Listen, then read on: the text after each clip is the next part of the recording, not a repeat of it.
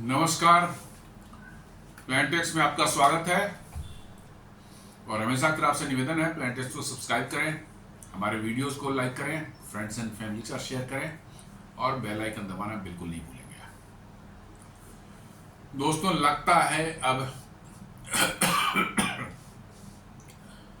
Europe में भी political instability लगता है अब धीरे धीरे अपनी जड़ जमा रही है। जी हाँ, यूरोप जिसको माना जाता था कि पॉलिटिकली जो है काफी स्टेबल है, करीब करीब सभी सरकारें वहां की सभी देशों में सरकारें जो है स्टेबल हैं और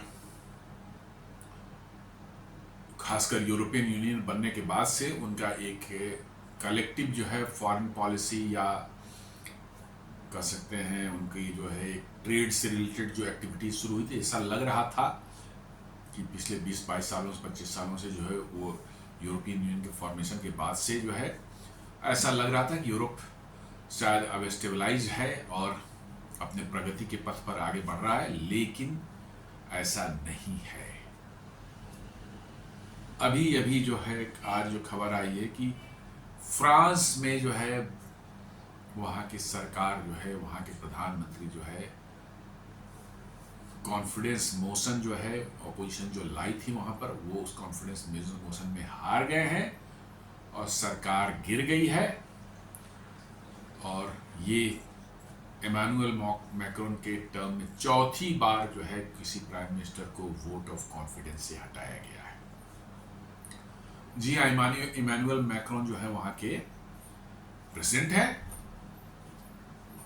वहाँ फ्रांस में जो है थोड़ा सा डिफरेंट टाइप का, जैसे अमेरिका में प्रेसिडेंशियल सिस्टम है जहाँ पर हेड ऑफ द स्टेट और हेड ऑफ द गवर्नमेंट दोनों की पावर जो है प्रेसिडेंट के पास ही होती है, वहाँ कोई अलग अलग नहीं होते हैं। भारत में जैसे देख लीजिए डेमोक्रेटिक पार्लियामेंट्री सिस्टम है जहाँ पावर सारी एग्जीक्यूटिव पावर्स जो है प्राइम मिनिस्टर के पास होती है। प्रेसिडेंट के पास पावर्स बहुत लिमिटेड है, कुछ कॉन्स्टिट्यूशनल पावर्स बस हैं।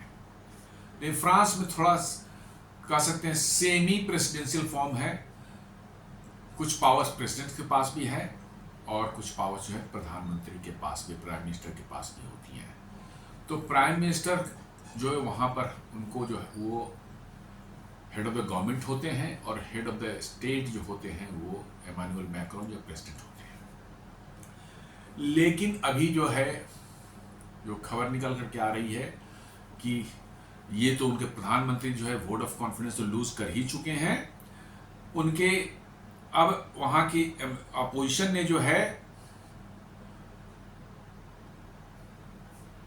राष्ट्रपति इमैनुअल मैक्रोन के अगेंस्ट में भी जो है वो इम्पीचमेंट का प्रस्ताव ला रही है पार्लियामेंट में। चूंकि उनको ऐसे नहीं हटाया जा सकता, वो डायरेक्टली इलेक्टेड होते हैं जनता के द्वारा, पब्लिक के द्वारा जो है, इसलिए उनको पार्लियामेंट ही हटा सकती है। तो उनके इसमें इम्पीचमेंट मोशन लाया जा रहा है और कहीं वो भी इम्पीचमेंट मोशन हार गए तो समझ लीजिए कि फ्रांस जो है पॉलिटिकल इनस्टेबिलिटी के एकदम बिल्कुल अंदर चला जाएगा। तो वही कह रहे हैं, France government has collapsed again, how did we get there and what is next. ये न्यूज बता रही है कि क्यों मैंने फ्रांस में सरकार गिर गई है, वहाँ के प्रधानमंत्री जो है कॉन्फिडेंस मोशन हार चुके हैं और कह रहे हैं कि कैसे वहाँ तक वो पहुँचे, इस स्थिति में पहुँचे हैं और आगे क्या होने वाला है। France prime minister has quit after losing a confidence vote that toppled his government, plunging the country into a new political crisis. जी हाँ, वो हार गए हैं, उनको रिजाइन देना पड़ा है और वहां एक पॉलिटिकल क्राइसिस टाइप की क्रिएट हो चुकी है फ्रांस में। दरअसल आप देखेंगे कि पूरे यूरोप में जो है लोग अपनी अपनी सरकारों से, जो देश में सरकारें जो चल रही हैं, ट्रेडिशनल जो पार्टियां हैं उनकी जो है उनसे लोग त्रस्त हो चुके हैं, उनके लेफ्टिस्ट एंड वोक आइडिया से जो है परेशान हो चुके हैं।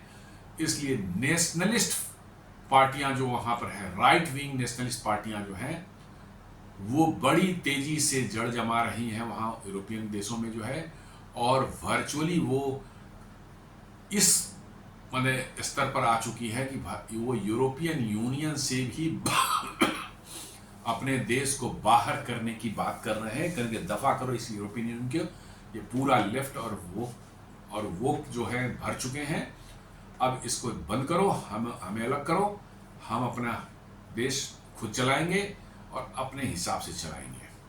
और सभी देशों में, यूरोपियन करीब करीब सभी देशों में right wing, far right wing के पार्टियां जो हैं, जो नेशनलिस्ट आइडियोलॉजी रखती हैं, उनका देख लीजिए उदय धीरे धीरे हो रहा है। कुछ देशों में तो काफी ज्यादा हो चुका है। अभी आपने देखा होगा पिछले साल या शायद 2023 के अंत में जो है नीदरलैंड में इलेक्शन हुआ था, तो वहां भी एकदम बिल्कुल फार राइट जो है वही वहां जीत कर प्राइम मिनिस्टर बन करके आए थे। फ्रांस में भी दोस्तों शायद ऐसा ही हो रहा है। तो आइए समझने की कोशिश करते हैं कि आफ्टर ऑल फ्रांस जैसे एक विकसित राष्ट्र देश में जो है इतनी ज़्यादा पॉलिटिकल इनस्टेबिलिटी कैसे हो कि बार बार हर 1-1.5 साल में वहाँ के प्रधानमंत्री जो है बदल जा रहे हैं, उनकी सरकार गिर जा रही है और देश की राजनीति जो है वहाँ वो स्टेबलाइज नहीं कर पा रही है। उनका नाम है फ्रांसिस बैरू, जो प्राइम मिनिस्टर हैं। Submitted his resignation to president Emmanuel Macron on Tuesday, who accepted it. जी हाँ, हारने के बाद जो है फ्रांसिस बैरू जो है वहाँ के जो प्राइम मिनिस्टर थे, उन्होंने जो है अपना रेजिग्नेशन दे दिया है वहाँ के राष्ट्रपति फ्रैंकोइस इमैनुअल मैक्रॉन को, और उन्होंने उसको एक्सेप्ट भी कर लिया है। अब देखना हुआ कि नई सरकार कैसे बनती है। फ्रांस का सिस्टम, जैसे मैंने बताया कि प्रेसिडेंट भी इलेक्ट होते हैं वहाँ पर, और पार्लियामेंट के जो मेंबर्स होते हैं उनकी इलेक्शन होती है, तो प्रेसिडेंट डायरेक्ट इलेक्ट हो जाते हैं। और पार्लियामेंट के मेंबर्स में से जो होते हैं अलग अलग पार्टियों के, उन्हीं में से जो सबसे ज़्यादा जिनके पास रहती है या ग्रुपिंग बना के करते हैं, उनमें से कोई जो है नॉर्मली जो प्रेसिडेंट होते हैं उन्हीं की पार्टी के होते हैं, उनको नॉमिनेट किया था प्रेसिडेंट के लिए। उनका इलेक्शन जो है चुने हुए प्रतिनिधियों के द्वारा, जैसे भारत में होता है वैसे ही होता है, और वो प्रधानमंत्री बनते हैं। प्रेसिडेंट डायरेक्ट इलेक्ट हो जाते हैं, इसलिए उनको जो है इसमें पार्लियामेंट से उनको कोई लिया ऐसे नहीं रहता उनके इलेक्शन का। तो अब है कि प्रधानमंत्री जो है वो, उनकी सरकार गिर गई है और उन्होंने रेजिग्नेशन दे दिया है, और वहाँ के राष्ट्रपति जो फ्रैंकोइस मैक्रॉन जो है उन्होंने उसको एक्सेप्ट कर लिया। इमैनुअल मैक्रॉन उन्होंने जो है उसको एक्सेप्ट कर लिया है। अब बात निकल कर के आ रही है कि अपोजिशन यहाँ या वहाँ फ्रांस की पब्लिक भी जो है वो भी इमैनुअल मैक्रॉन से इतनी खफा है कि वो करें कि नहीं अब इसको भी जाना पड़ेगा। मतलब इमैनुअल मैक्रॉन को भी वो बर्दाश्त करने को तैयार नहीं है, उनके लेफ्ट और वोक आइडियाज से जो है वो जो है बर्दाश्त करने को तैयार नहीं है, करें कि इसको भी भगाओ। जी हाँ, इस तरह के जो जहां भी इस तरह के लेफ्ट लीनिंग सरकारें हैं उनका क्या हाल हो रहा है अभी देख रहे हैं। नेपाल में जो है किस तरह से पिछले 2 दिनों में हिंसा भड़की है, जिसमें 19-20 लोग मारे भी गए हैं। वहाँ पर पार्लियामेंट में आग लगा दी गई है, कई एक मिनिस्टर्स को दौड़ा दौड़ा के वहाँ पीटा गया सड़कों पर। प्रधानमंत्री जो केपी शर्मा ओली हैं, उनके पर्सनल मकान में लोगों ने आग लगा दी, और केपी शर्मा ओली रिजाइन करके जो है वो कोई प्राइवेट जेट से बैठ के दुबई भाग चुके हैं, और उनके बड़े बड़े जितने मंत्री हैं वो भी वहाँ से निकल करके भाग चुके हैं। पिछले कई सालों से आप देख रहे होंगे भारत के साथ बड़े तनावपूर्ण रिश्ते इन्होंने बना रखे थे। जो भी सरकार वहाँ केपी शर्मा ओली पहले थे, फिर उन हटे थोड़े दिनों के लिए, फिर दोबारा बन गए, और चाइना के साथ मिलकर उन्होंने एंटी इंडिया प्रोपेगेंडा वहाँ चला रखा था, जो कि वहाँ की जनता को बिल्कुल बर्दाश्त नहीं था। जी हाँ, आपको याद होगा पिछले साल जो है वहाँ जो राजशाही के जो अंतिम राजा थे ज्ञानेंद्र, उन्होंने विजिट किया था काठमांडू। पिछले साल 10 लाख की भीड़ जुटी थी, और भीड़ ने क्या नारा लगाया था कि राजतंत्र को वापस लाओ, राजतंत्र को वापस लाओ। जी हाँ, यही नारा था। वो त्रस्त हो चुकी थी वहाँ की जो नाम की डेमोक्रेसी है, नेम से डेमोक्रेसी है, वहाँ वर्चुअली डिक्टेटरशिप चल रहा था। इन कम्युनिस्ट माओवादियों ने वहां पर कैप्चर कर रखा था पावर को पिछले 15-20 सालों से जो है, और वर्चुअली डिक्टेटरशिप थी, और चाइना की मर्जी से सब कुछ हो रहा था, जैसे चाइना चाह रहा था वैसे वहां हो रहा था। लेकिन जनता कब तक बर्दाश्त करती? सड़कों पर आ गए, लाखों लाख लोग आ गए, पिछले एक सप्ताह से वहां चल रहा था। परसों जो है उन्होंने, सरकार ने आर्मी उतार दी। जब पार्लियामेंट को आग लगाने की कोशिश हुई तो उन्होंने आर्मी उतार दी, और आर्मी ने गोली वहां चलाई लोगों के ऊपर में, 19 लोगों की मृत्यु हो गई, ऐसी खबर है। उसके बाद जनता और आक्रोशित हो गई, उन्होंने पार्लियामेंट में घुसकर आग लगा दिया, मिनिस्टर्स के घर में आग लगाना शुरू कर दिया, मिनिस्टर को दौड़ा दौड़ा के मारना शुरू किया, किसी तरह से जान बचा के वहां भागे। वहां आर्मी भी जनता के मूड को समझ गई, और वो भी अपने बैरक्स में चुपचाप चली गई, जनता को असिस्ट करने को भी तैयार नहीं थी। अंत में केपी शर्मा ओली जो है रिजाइन करके किसी तरह से जान बचाकर प्राइवेट जेट में बैठ करके दुबई भागे। ये हालत हो रही है लेफ्ट लीनिंग सरकार जहां भी रहे हैं उनकी। आपने कुछ साल पहले श्रीलंका में भी देखा होगा, महिंदा राजपक्षे उनके एक और भाई थे, दोनों एक राष्ट्रपति बना हुआ था, एक प्रधानमंत्री बना हुआ था, और कैसे उन्होंने लूटना शुरू किया, और कैसे चाइना के साथ मिल करके उन्होंने श्रीलंका की बैंड बजा दी बिल्कुल।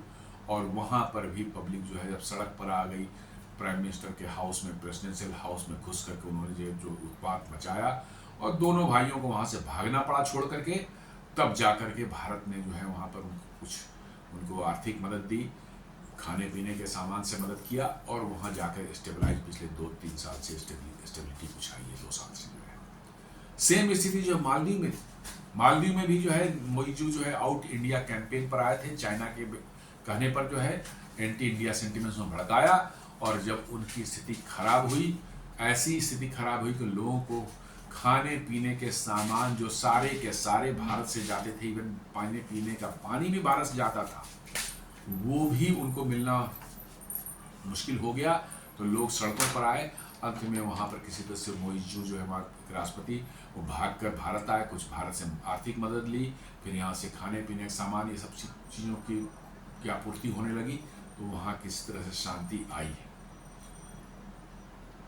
अपने बगल में देख लीजिए बांग्लादेश में, वहां भी चीन की इंटरफेरेंस और ये सब चीजों के चक्कर में कैसे वहां पर, और अमेरिका के इंटरफेरेंस ने जो क्या वहां दुर्दशा किया है।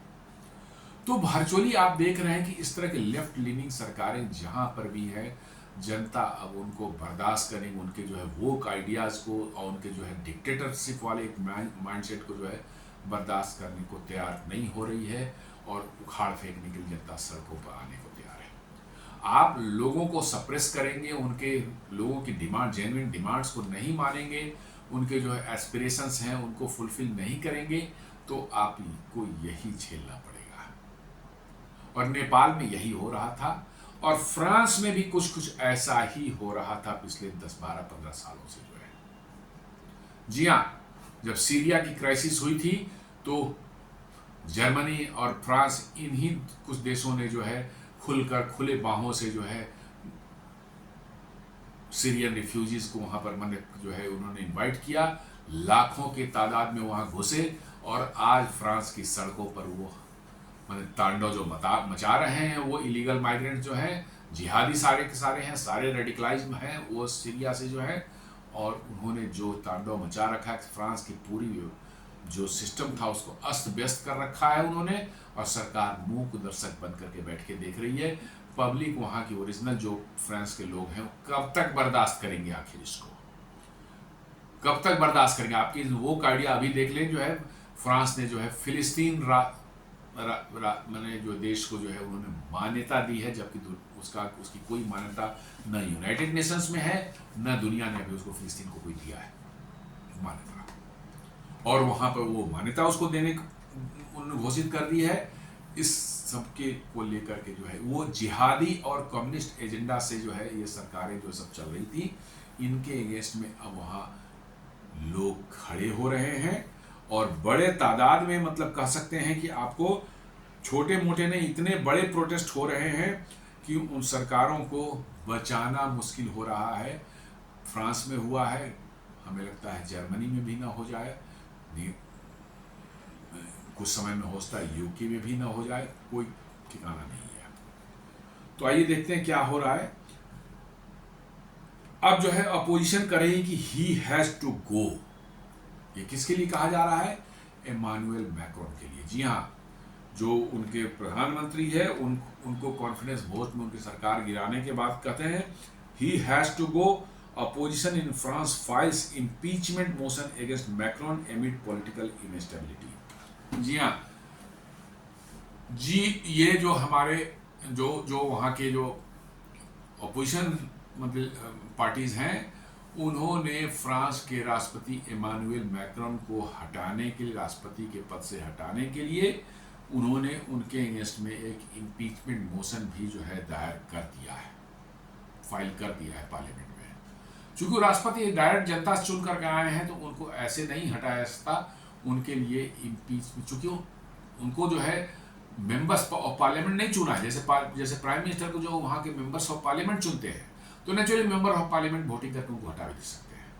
लेकिन प्रेसिडेंट को तो उन्होंने चुना नहीं है। प्रेसिडेंट को चुना है किसने? डायरेक्ट जो है वहाँ के सिटीजन जो फ्रांस की उन्होंने उनको इलेक्ट किया है, तो उनको नहीं हटाया जाता ऐसे। उसके लिए जो है आपको पार्लियामेंट में इम्पीचमेंट मोशन लानी पड़ती है, और वो इम्पीचमेंट मोशन यदि एक्सेप्ट हो जाता है तो फ्रांस के राष्ट्रपति इमानुएल मैक्रोन की कुर्सी भी जा सकती है। और इसके बाद समझ लीजिए कि फ्रांस में बहुत बड़ा पॉलिटिकल एक चेंज आएगा, बहुत बड़ी इनस्टेबिलिटी आएगी, और फिर उसका माने बड़ी उथल पुथल पूरे यूरोप में होने की संभावना है इसके बाद। क्योंकि फ्रांस एक बहुत बड़ा इकोनॉमिक पावर है यूरोप का, और not only economic power, military power भी है। जी हाँ, और एक समय में वो जैसे ब्रिटिश राज था वैसे फ्रेंच एम्पायर भी जो था बहुत बड़ा था पूरी दुनिया में, अफ्रीका में, एशिया में, पैसिफिक में जो है बहुत से उनके कॉलोनीज वैसे ही थे जैसे ब्रिटिशर्स के थे। जी हाँ, फ्रांस में तो बहुत लेट तक जो है अफ्रीकन कंट्रीज को जो है उन्होंने आज़ादी नहीं दी थी। मतलब कि जो है 25-30 साल 40 साल पहले तक भी उन्होंने कॉलोनी बना के रखा था, और अब उन्होंने बहुत लेट उन्हें आज़ाद की, क्योंकि उनको कंट्रोल करना मुश्किल हो रहा था। तो वहां से किस तरह से निकले हैं, तो बहुत बड़ी पावर वो है फ्रांस। आपने देखा होगा अभी नाइजर में फ्रांस के अगेंस्ट में 2 साल पहले जो हुआ था, फ्रेंच को मार पीट करके वहां लोगों ने बड़ी माने एकाएक अपराइजिंग हो गई, और फ्रेंच जितने भी थे उनको पीट पाट के भगाया था। आज़ादी तो दे दी थी नाइजर को उन्होंने, लेकिन सिर्फ नेम सेक एक अपना पपेट बिठा रखा था वहां पर, और सारा का सारा जो मिनरल्स और माइनिंग जो है वहाँ करते थे, खासकर यूरेनियम जो है वो सभी वहाँ पर नाइजर में बड़े क्वांटिटी में जो यूरेनियम निकलता है, वो यूरेनियम निकालते थे और उसको एकदम थ्रो अवे प्राइस पर 1% 2% उसकी दे देते थे वहाँ की गवर्नमेंट को, और लेके चले जाते थे पूरा यूरेनियम। और वो 2% भी जो देते थे वहाँ की सरकार को, जो प्रॉफिट से जो है वो उनको डायरेक्ट नहीं मिलता था। फ्रांस के उनके कोई अकाउंट थे फ्रेंच बैंक में, वहाँ पर उसमें जमा कर देते थे, और था कि भाई जब आपको जरूरत पड़ेगा हमसे परमिशन लेके आप निकाल सकते हैं। मतलब कि वर्चुअली वो फ्री का यूरेनियम और अदर मिनरल्स वहां से उठा रहे थे। नाइजर के लोग उठ खड़े हुए, उन्होंने पीटा, इतना मारा फ्रेंच को, मार के उनको भगाया उनको, और उन्होंने जान छुड़ाया उससे। तो फ्रांस भी अपने नाम में बहुत बड़ा पावर था एक समय। जी हाँ, ब्रिटिशर्स जैसे थे, ब्रिटिश एम्पायर था, वैसे फ्रेंच भी जो है पूरी दुनिया को उन्होंने कॉलोनाइज कर दिया। कॉलोनाइज करने में 3-4 कंट्रीज जो आप ले ले, British, French, Spanish, Portuguese and Dutch, ये मेन जो है यूरोपियन कंट्री थे जिन्होंने दुनिया को कॉलोनी बनाई थी अपनी, अलग अलग देशों में जो है। और अब इनकी जो है कॉलोनी, और वहां से भरपूर मात्रा में नेचुरल रिसोर्सेज और वेल्थ को इन्होंने लूटा है। भारत से ही लोग बताते हैं कि एक एस्टिमेशन है कि $43 ट्रिलियन के जो है इन्होंने जो है यहाँ से वेल्थ लूट करके ले गए, और उससे उन्होंने बड़ा ही पूरा इंग्लैंड देखिए, पूरा ऐश मौज के सारे साधन बनाए जो है, लंदन देख लीजिए, सब उन्हीं सब पैसे से बने हुए हैं। अब वो उनके पैसे वो खत्म हो रहे हैं। जी हाँ, अब उनके वो पैसे खत्म हो रहे हैं, तो अब अपनी जनता को वो सुविधाएं वो नहीं दे सकते जो उनके पास बेतहाशा पैसा था। उससे जनता को जो सुविधा देते थे, वो फ्री मेडिकल ट्रीटमेंट है, पूरे फ्री एजुकेशन है, सोशल सिक्योरिटी का इतना बढ़िया सिस्टम बना हुआ था कि कुछ भी हो जाए आपको चिंता करने की जरूरत नहीं है। आपकी नौकरी चली जाए तो आपको घर बैठे जो है इतने पैसे आपको मिलेंगे कि आपको नौकरी करने की चिंता नहीं है, घर बैठ के खा सकते हैं। ये सारी चीज़ें उनके पास थी, लेकिन अब वो पैसे उनके पास खत्म हो रहे हैं। हो रहे क्या, हो चुके हैं।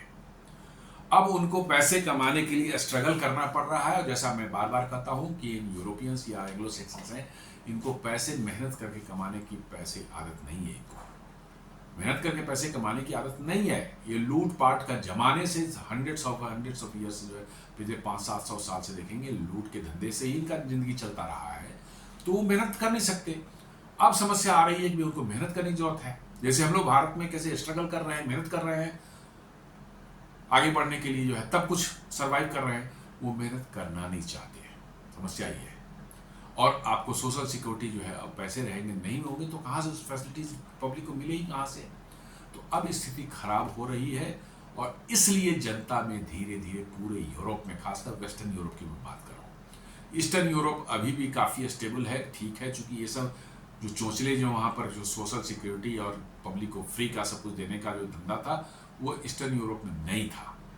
ईस्टर्न यूरोप अभी भी स्ट्रगल करता रहा है, इसलिए वहाँ के लोग अभी भी समझते हैं कि बिना मेहनत किए कुछ नहीं होता। लेकिन वेस्टर्न यूरोप जो है, नहीं, वो तो लूट पाट का उनका कल्चर रहा है, तो उनको लूट पाट अब दुनिया में करने को नहीं मिल रहा है। तो अब उनके यहाँ जो है लोगों के बीच में रोष बढ़ता जा रहा है, उनकी सुविधाएं कम हो रही हैं, जॉब्स कम हो रही हैं, उनके इनकम घट रहे हैं, उनकी जो देश की जो फैसिलिटीज थी, इंफ्रास्ट्रक्चर था, वो खराब हो रहा है। अब लोगों में जो है रोष है कि भैया ये कैसे हो गया। तो सरकार हटा, दूसरी सरकार हटा लाएगा, वो क्या करेगी, वो भी वैसे ही करेगी। उसके बाद कुछ है नहीं करने को, कुछ रहे करने को तब होगा, नहीं तो आप कुछ नहीं कर सकते। तो ये प्रॉब्लम बढ़ता जा रहा है। फ्रांस के बारे में, why France have a president and prime minister, मैंने कहा France has a semi presidential system of government offering almost a balanced power sharing between the president and the prime minister. वहां पर प्रेसिडेंट भी direct elect हो जाते हैं और prime minister जो इलेक्टेड पार्लियामेंट्री मेंबर्स द्वारा इलेक्ट किए जाते हैं। तो दोनों ही जो है इलेक्टेड हैं, लेकिन एक डायरेक्ट इलेक्टेड है, एक इनडायरेक्ट इलेक्टेड है। तो दोनों के बीच में जो है पावर शेयरिंग है। अमेरिका ऐसा नहीं कि सारी पावर्स एक ही आदमी में है, भारत में भी जो है most of the powers prime minister में है, लेकिन वहाँ जो है थोड़े पावर्स जो है प्राइम मिनिस्टर के पास में है, थोड़े पावर्स जो है प्रेसिडेंट के पास में। तो थोड़ा बैलेंसिंग उसमें का, जिसको सेमी प्रेसिडेंशियल सिस्टम बोल सकते हैं।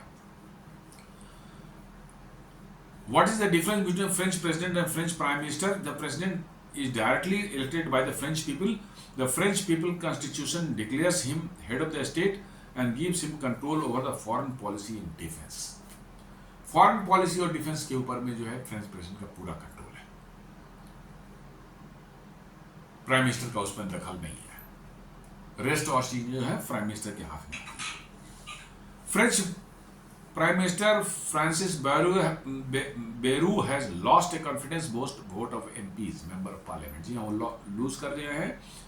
A day earlier, 364 out of 573 lawmakers has voted against Bayrou's government. जी हाँ, 573 lawmakers मतलब ये MPs वहाँ के पार्लियामेंट में हैं, उसमें से 364 ने जो है उनके अगेंस्ट ने वोट दिया है और उनकी सरकार गिरा दी है, जो कि हाफ जो मार्क उनका आता है, वेल अबव द 280 नीडेड, 280 चाहिए उनको हटाने के लिए। तो 364 थे, मैंने काफ़ी ज़्यादा थे उससे, और उनको सरकार गिरा दी।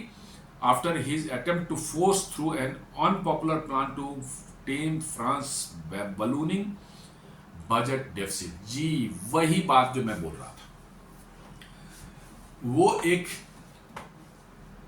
बिल लाना चाह रहे थे जहां पर टैक्स को बढ़ाया जाना, काफी ज्यादा बढ़ाया जाना था, क्योंकि उनकी बजट डेफिसिट जो है बहुत ज्यादा बढ़ चुकी थी, कंट्रोल से बाहर थी। तो उस डेफिसिट को कम करने के लिए वो ऐसा बजट लाने जा रहे थे जिसमें लोगों की सैलरीज को कम करने का प्रावधान था, लोगों के बेनिफिट्स जो है, सोशल बेनिफिट जो है, हेल्थ केयर, एजुकेशन, उसको कम करने का प्रावधान था, टैक्सेस बढ़ाने के प्रावधान थे। मतलब इन जनरल आप कहें तो फ्रांस के लोगों की जीवन यापन या उनका जो स्तर है वो नीचे आ जाता, आपकी इनकम घट जाएगी, आपके जो है सरकार से सुविधाएं मिलती है, आपको हेल्थ केयर की, एजुकेशन की या अदर्स जो इंफ्रास्ट्रक्चर, रोड्स हैं, रेलवेज हैं, इन सबों की सुविधाएं जो मिलती है, उन सबों में कटौती थी और साथ साथ हेवी टैक्सेशन भी उसमें इंक्लूडेड था। ये बिल वो लाने जा रहे थे और इसका बहुत भारी विरोध वहाँ हो रहा था पब्लिक में के बीच में जो है, और इस विरोध के कारण जो है का वहाँ की जो अपोजिशन पार्टी है वो भी विरोध कर रही थी, और उन्होंने जो है नो कॉन्फिडेंस मोशन लाया ये फ्रांसिस बैरू के गवर्नमेंट के अगेंस्ट में, और ये 364 वोटों से जो है उनको आउट कर दिया, बाहर कर दिया। और अब वहाँ की पब्लिक और वहाँ की अपोजिशन कर रहा है कि the Emmanuel Macron has to go. मतलब फ्रेंच राष्ट्र का फ्रेंच प्रेसिडेंट जो है उनको भी वो कह रहे हैं कि उनको भी जाना पड़ेगा, क्योंकि वो भी इस धंधे में इन सबों के लिए रिस्पॉन्सिबल वो भी है। लेकिन कोई भी सरकार आई, मैं जैसा मैंने बताया आपको कि कोई भी सरकार कल को हो के अपोजिशन वालों की सरकार बन जाती है, उनकी भी फिनेंशियल कंडीशन ऐसी ही रहेगी, वो देश को संभाल नहीं सकते, क्योंकि आपने वहाँ के जनता को, वहाँ की पब्लिक को जो सुविधाएं पिछले हंड्रेड्स ऑफ ईयर से कई 100 सालों 200 सालों 300 सालों से जो दे रखी है, जिस तरह के लाइफ स्टाइल अपने दे रखा है, एक जिंदगी का जो उनका एक लेवल हो चुका है, जिंदगी जीने का जो उनका ये हो चुका है, उसमें सरकारी सुविधाओं का बहुत बड़ा हाथ है। बहुत सी चीजें वहां यूरोप में आपको फ्री मिलेंगी जो सरकार उनको देती है। बच्चे आपके हैं, 1-2 बच्चे हो गए तो उनको फ्री एजुकेशन मिलेगी, एकदम पूरी लाइफ जो होती है। बच्चों के जो होते हैं तो उनकी केयर करने के लिए जो अच्छा खासा अमाउंट जो है सरकार देती है, कई साल तक, 4 साल या 5 साल तक, चूंकि बच्चों को पालने में बहुत खर्च पड़ते हैं, वहां पर रेज करने में काफी खर्च होता है, तो सरकार उनके लिए डायरेक्ट देती है। तो ये फैसिलिटीज जो है वो पिछले सैकड़ों सालों से जो है यूरोप के बहुत से देशों में, ज्यादातर देशों में, खासकर वेस्टर्न यूरोप में आप ले लें, Germany, France, Netherlands, UK, Belgium, आपको स्पेन, इन सबों में चल रही थी। क्यों? लूट का माल सारी दुनिया से जो है आ रहा था, तो अब लूट का माल तो अपने देश के लोगों में बांट रहे थे, आराम से दे रहे थे, कोई दिक्कत नहीं थी। सारा चीज फर्स्ट क्लास चकाचक, पेरिस, लंदन वगैरह देखे, शानदार शहर है, कैसे बना है? उसी लूट के माल से बना है, और उसी लूट के माल से जनता को भी खुश रख रहे थे, जनता को दे रहे थे, खूब सुविधाएं दे रहे थे, हर तरह की सुविधाएं है वहां पर। लेकिन अब वो लूट का माल आना बंद हो गया। अब वो इनकम जो है बगैर मेहनत के, बगैर कुछ कोशिश किए इनकम नहीं आ सकती। तो अब वहां पर सरकारों को जो इन चीजों को मेंटेन करने के लिए बोरो करना पड़ रहा है। जी हाँ, देश के अंदर से भी और देश के बाहर से भी बोरो करना पड़ रहा है, और उनका डेप्ट जो है बढ़ता जा रहा है। फ्रांस की गवर्नमेंट की डेप्ट जो है वो एक डेप्ट टू जीडीपी रेशियो जो है 116% हो चुकी है। मतलब कि जितनी जीडीपी है उससे ज्यादा का डेप्ट उन पर चढ़ा हुआ है। सेम वही स्थिति जो अमेरिका की है। तो उनका बजट डेफिसिट हर साल बढ़ते जा रहा है, और उनकी बोरोइंग कैपेसिटी भी घटते जा रही है, क्योंकि जितना ज्यादा डेप्ट बढ़ेगा आपकी बोरोइंग की भी उतनी ही लिमिटेशन आपकी बढ़ेगी। तो उनका कहना था कि भैया इसको कम करने के लिए हमको टैक्स लगाना पड़ेगा, लोगों की सैलरीज जो है वो सरकार में वो कम करनी पड़ेगी, लोगों को फैसिलिटीज जो सरकार देती है उसमें कटौती करनी पड़ेगी, हेल्थ केयर में कटौती करनी पड़ेगी, एजुकेशन में कटौती करनी पड़ेगी, जो बच्चों के लिए अलाउंसेस मिलते हैं उनमें कटौती की, बहुत सी चीज़ें हैं जो इनमें कटौती करने की बात थी। इस बिल में जो है लोग इतने भड़क गए कि, और ऑपोजिशन पार्टी इतनी भड़क गई कि उन्होंने जो है सरकार को गिरा दिया। अब नई सरकार भी आके क्या करेगी? कहाँ से पैसे कहाँ से आएंगे? पैसे ऐसे नहीं आते हैं। आपको पैसे कमाने के लिए जो है आपको बहुत मेहनत करनी पड़ेगी, और कम पैसे हैं तो आपको अपनी लाइफ स्टाइल, जीवन स्तर थोड़ा कम करके जो है आप जी सकते हैं, जैसे भारत में चल रहा है। हमारी इनकम कम है, हम कम में ही अपना काम चला रहे हैं, लेकिन उनकी आदतें खराब हो चुकी हैं, उनका लाइफ स्टाइल ऐसा हो चुका है कि उसमें किसी तरह से जो है कोई कमी बर्दाश्त करने को तैयार नहीं है। ये पूरे के पूरे एंग्लो सेक्शन वर्ल्ड का जो है यही उनका जो है माइंडसेट है। वो लाइफ में किसी तरह की कॉम्प्रोमाइज नहीं, उनके सारी सुविधाएं चाहिए, चाहे उसके लिए जो करना पड़े उनको मिलनी चाहिए, और नहीं मिलेंगे तो वायलेंस वहां पर होगा, कुछ भी हो सकता है। अभी तो ये हुआ है, ये आगे वायलेंस में भी टर्न होगा, जैसा नेपाल में हुआ है। मुझे डर है कि फ्रांस में भी कुछ वैसी ही सिचुएशन बन रही है।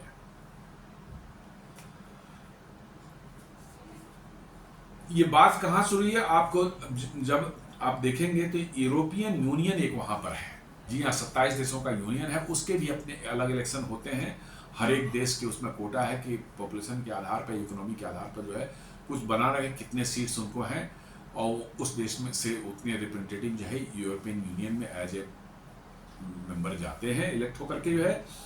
तो यूरोपियन पार्लियामेंट इलेक्शंस जो है वो 2024 में जो हुआ था, उसमें जो है आप देखेंगे कि फ्रांस की का खास कर ले लें तो एक फार राइट पार्टी वहां पर है जिसको नेशनल रैली पार्टी बोलते हैं। सडनली पिछले कुछ सालों में उभर कर आया है, और उसकी एक लीडर है मैरी लीपेन जी, बड़ी फेमस हो चुकी है वहां पर। तो उन्होंने जो यूरोपियन यूनियन के इलेक्शन में जो है अपने मेंबर्स को खड़े किए, फ्रांस के जो में जितनी सीटें थी उसके लिए, और उनको इतना जबरदस्त सफलता मिली इसमें कि मैक्रोन की जो रेनेसेंस पार्टी जो है वो सिर्फ 15.2% ऑफ द वोट उनको मिल पाया, और मैरी लीपेन की नेशनल रैली पार्टी को 31.5% वोट मिला। जी हाँ, 2024 के जो है यूरोपियन यूनियन का इलेक्शन में जो है उसी समय से पता चल रहा था कि फ्रांस में मैक्रोन की सरकार बहुत अनपॉपुलर हो रही है, लोगों के बीच में उनकी पॉपुलैरिटी बुरी तरह से गिर रही है, लोग नाराज हैं, और फ्रांस में कभी भी कुछ भी आपको जो है घटना देखने को मिल सकती है। इस तरह की कहीं पर भी जो है आपको सरकार के प्रति लोगों का जो है गुस्सा बढ़ रहा था। तो और उसी का नतीजा ये है कि आपको ये उन्होंने सरकार जो है वहाँ पर प्राइम मिनिस्टर के अगेंस्ट में उन्होंने ये लाया, क्या कहते हैं, वोट ऑफ कॉन्फिडेंस लाया, और वो वोट ऑफ कॉन्फिडेंस में जो है वो प्राइम मिनिस्टर हार गए, नो कॉन्फिडेंस मोशन में वो हार गए। तो ये मैरी लीपेन जो है वहाँ फ्रांस के लिए बहुत बड़े नेता के रूप में उभर कर आई हैं, और ये फार राइट मतलब कि जो है विचारधारा के लीडर हैं। ये पार्टी ही फार राइट की है, और इनका वर्चुअली कहना है कि नहीं, यूरोपियन यूनियन में फ्रांस को नहीं रहना है, फ्रांस को इससे यूरोपियन यूनियन से बाहर होना है। यूरोपियन यूनियन में रह करके बहुत से रेस्ट्रिक्शन हमारे पास में हैं, और बहुत से हम पर मतलब कि जो है हमारी जो एक फ्रीडम है, हमारे सॉवरेनिटी है, वो भी कहीं ना कहीं कॉम्प्रोमाइज होता है। इसलिए हमें फ्रांस को जो है यूरोपियन यूनियन से बाहर लाना है, ताकि फ्रांस को हम अपने हिसाब से चला सकें और अपने आगे डेवलप कर सकें। लेकिन मैक्रोन जो है वो लेफ्ट लीनिंग है, उनका था कि नहीं, यूरोपियन यूनियन में रहना है, हमको ऐसे ही पुराने ढर्रे से चलाना है।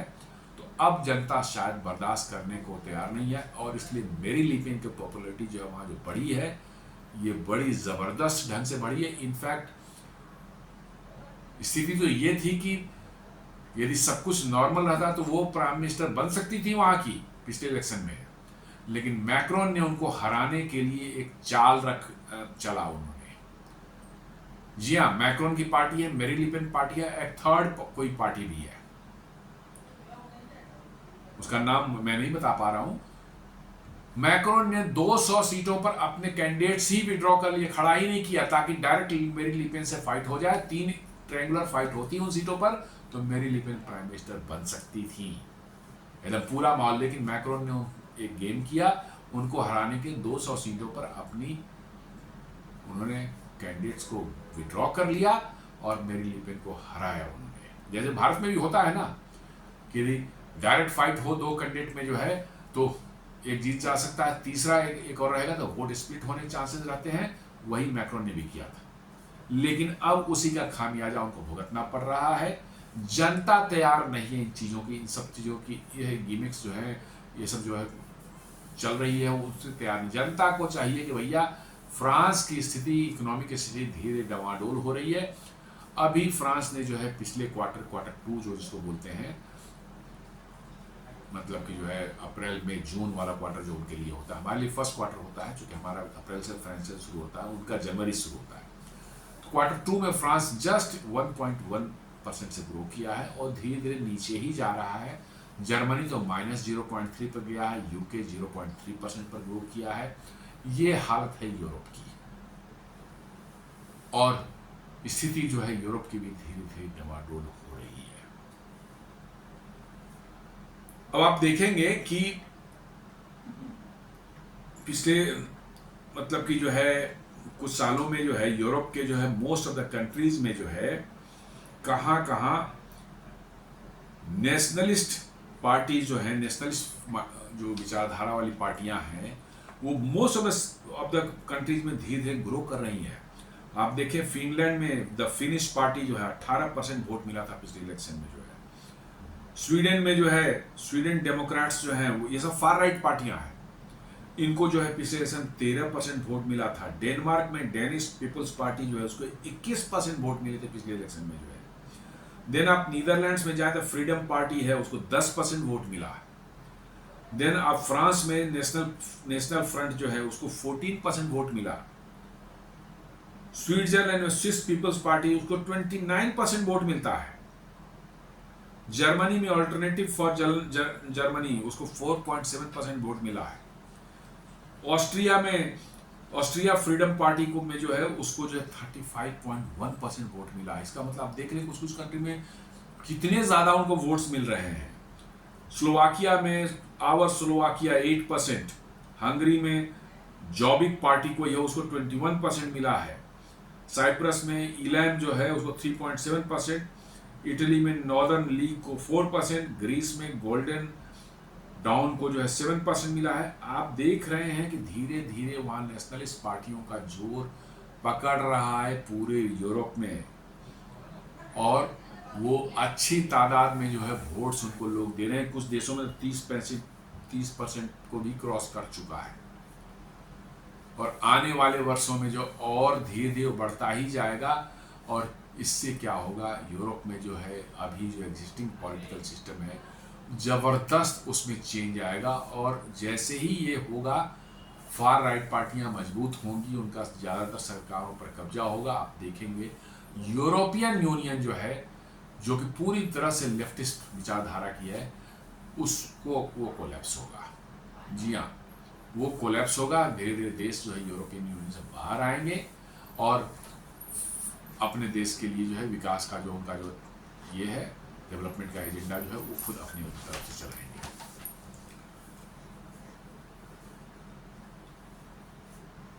तो इस तरह से, और अब डोनाल्ड ट्रंप को भी ले लें। डोनाल्ड ट्रंप भी जो जीते हैं वो नेशनलिस्ट एजेंडा पर ही और एंटी स्टैब्लिशमेंट कार्ड्स पर ही जीत करके आए हैं। वो एंटी स्टैब्लिशमेंट कार्ड पर ही जीत करके आए हैं अमेरिका में। भले अब आने के बाद वो डीप स्टेट के कंट्रोल में जा रहे होंगे गिवन द सिचुएशन, लेकिन उनकी जीत जो हुई थी, आप उनको नहीं कह सकते कि वो अपने बल पर, वो नेशनलिस्ट एजेंडे पर और एंटी स्टैब्लिशमेंट एजेंडे पर ही जीते थे। आप देखें उनका कि मैं डीप स्टेट को डिसमेंटल कर दूंगा, मैं जॉर्ज सोरोस जैसे एलिमेंट्स को जो अंदर कर दूंगा, ये सब उन्होंने प्रॉमिस किया था अपने मतलब कि जो है कैंपेन के दौरान में। तो वो भी वहां पर भी make America great again, nothing but nationalist agenda. मतलब नेशनलिस्ट एजेंडे पर जो है चलने वाली पार्टियां जो है ज़्यादातर देशों में आप देखेंगे कि वो अब धीरे धीरे आ रही हैं। जो लेफ्टिस्ट माइंडसेट वाले लेफ्ट लीनिंग जो पार्टियां थी उनको पुशबैक दे रही धीरे धीरे। नेपाल में जो हुआ आप देख लीजिए क्या हुआ है, श्रीलंका में हुआ था, बांग्लादेश में हुआ है, मालदीव में हुआ है, बहुत जगहों पर ऐसा मिल जाए, क्योंकि ये लेफ्ट लीनिंग पार्टियां जो अल्टीमेटली कहने को डेमोक्रेटिक रह जाती होती हैं, बट वो वर्चुअली डिक्टेटरशिप मोड में ही आ जाती है। और इसलिए जो है लोगों को कुछ समय के बाद सफोकेशन होना शुरू होता है, पब्लिक जो है उसका सेंटिमेंट उभरता है और वो सरकारों को उखाड़ फेंकती है। तो ये मतलब कहने का मेरा सेंस है कि फ्रांस जैसे एक डेवलप्ड कंट्री में भी हर साल 1.5 साल होते होते सरकार गिर जा रही है, पॉलिटिकल इंस्टेबिलिटी है, उनके फाइनेंसेस जो हैं, अब कंट्री की इकोनॉमी अच्छी हालत में नहीं है, लोगों की सुविधाएं जो हैं, पब्लिक की सुविधाएं जो हैं सरकार कम करने की कोशिश कर रही है ताकि जो उनका बजट डेफिसिट घट सके। लोगों को ये एक्सेप्टेबल नहीं है कि भैया हमारी सुविधाएं कैसे कम हो जाएंगी, हमें तो जैसा मिल रहा था वैसे ही मिलते रहना चाहिए। ये सब लेकर के पूरी दुनिया में आप देखेंगे तो एक आपको पैटर्न नजर आएगा कि हर तरफ अनरेस्ट जो है लोगों के बीच में बढ़ता जा रहा है, क्योंकि लोगों की एक्सपेक्टेशन है कि भाई हमें सारी सुविधाएं चाहे जैसे भी बाई हुक और बाई क्रुक जो है सरकार दे, सरकार के पास रिसोर्सेज हैं या नहीं है इसकी चिंता नहीं है, हमें सरकार देवे वो सुविधाएं। और रिसोर्सेज जुटाने के लिए सरकार टैक्स लगाती है तो वो भी लोगों को बर्दाश्त नहीं है। तो ये एक पूरी दुनिया में आपको मिल रहा है। बैलेंस्ड जब तक होकर के आप नहीं चलेंगे, थोड़ी पब्लिक को भी एक्सपेक्टेशन कम करनी पड़ेगी, थोड़े सरकारों को भी पब्लिक की बातें सुननी पड़ेंगी और उनके लिए थोड़े बहुत काम करने पड़ेंगे ताकि उनको भी महसूस हो कि they are not left out. तभी जो है बैलेंस मेंटेन होता है और तभी ये चलता है, सरकारें चलेंगी। नहीं तो डिस्टर्बेंसेस दुनिया में बहुत बुरी तरह से होने वाली है और इसके इकोनॉमिक फॉलआउट्स बहुत ही खराब होंगे। सरकारें बार बार जहाँ गिरती हैं, जिस तरह के एजिटेशंस होते हैं, वहाँ की इकोनॉमी बिल्कुल चरमरा जाती है, लोगों के जॉब्स जाते हैं, इनकम बहुत बुरी तरह से घट जाता है और इसका असर जो है वहाँ की ओवरऑल जो है इकोनॉमी पर जो है बहुत खराब पड़ता है। तो दोस्तों ये एक छोटा सा विश्लेषण था कैसे मतलब कि फ्रांस में भी जो फ्रांस की सरकार के अगेंस्ट में जो है वहाँ के लोग उठ खड़े हुए हैं।